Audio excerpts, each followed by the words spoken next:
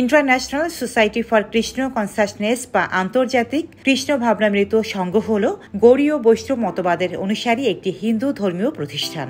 এর যাত্রা শুরু হয় ৫৮ বছর আগে। বর্তমানে বিশ্বের প্রায় শতাধিক দেশে ইসকনের অস্তিত্ব রয়েছে, তবে কিছু দেশে সংগঠনটি নিষিদ্ধ। ইসকনের প্রতিষ্ঠাতা অভয় চরণারবিন্দ ও ভক্তি বেদান্ত স্বামী প্রভুপাদ। যুক্তরাষ্ট্রের নিউ ইয়র্ক সিটিতে ১৯৬৬ সালের ১৩ জুলাই এই সংগঠনের যাত্রা শুরু হয়। ইসকন মূলত বৈষ্ণব ধর্মের একটি অংশ। এখানে ভগবান কৃষ্ণকে কেন্দ্র করে তাদের ধর্মীয় ও আধ্যাত্মিক কার্যক্রম পরিচালিত হয়। এই সংস্কৃতি হাজার বছর ধরে শুধুমাত্র ভারতবর্ষের মধ্যে সীমাবদ্ধ ছিল, তবে সময়ের ব্যবধানে বিশ্বের বহু দেশে সংগঠনটির সম্প্রসারণ ঘটেছে। তবে বেশ কিছু দেশে এটি নিষিদ্ধ। সাবেক সোভিয়েত ইউনিয়নে ১৯৭০ এবং ১৯৮০-এর দশকে ইসকনকে নিষিদ্ধ করা হয়েছিল, কিন্তু ১৯৯১ সালে সোভিয়েত ইউনিয়নের পতনের পর ইসকন রাশিয়া এবং অন্যান্য প্রাক্তন সোভিয়েত রাজ্যে কাজ করতে সক্ষম হয়।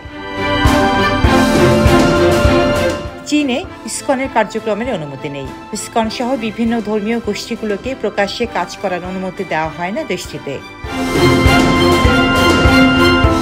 মালয়েশিয়াতেও নিষিদ্ধ ইসকন।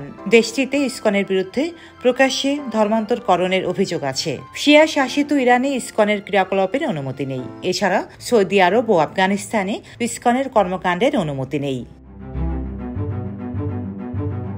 তবে বর্তমানে বাংলাদেশে ব্যাপকভাবে সক্রিয় ইসকন। দেশ জুড়ে বেশ কয়েকটি মন্দির পরিচালনা করে তারা। ৭০-এর দশকের শুরুতে এদেশে সংঘটির কার্যক্রম শুরু হয়। রাজধানী ঢাকার স্বামীবাগ মন্দির, যা বর্তমানে ইসকনের একটি গুরুত্বপূর্ণ কেন্দ্র হিসেবে পরিচিত, এই সংগঠনটির প্রথম কেন্দ্রগুলোর মধ্যে অন্যতম। ইসকনের বাংলাদেশ শাখা তাদের বিভিন্ন ধর্মীয় এবং সামাজিক কার্যক্রম পরিচালনা করে, যেমন ধর্মপ্রচার, মন্দির পরিচালনা এবং বার্ষিক রথযাত্রার উৎসবের আয়োজন। স্বামীবাগ মন্দিরে ভক্তরা নিয়মিত কৃষ্ণ মহামন্ত্র জপ করেন এবং ভগবানের সেবা করে থাকেন।